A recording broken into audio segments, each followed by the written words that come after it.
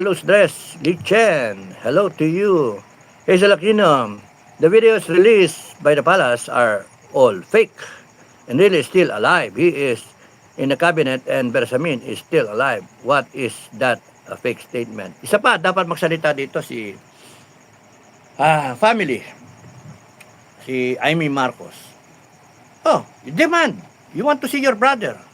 You have a right to know your family.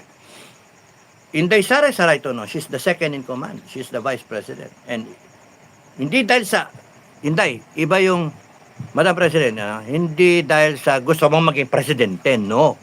You are mandated by the Constitution na anytime you can be sworn in. So you better know what is the the president because the Philippines is who is running the country?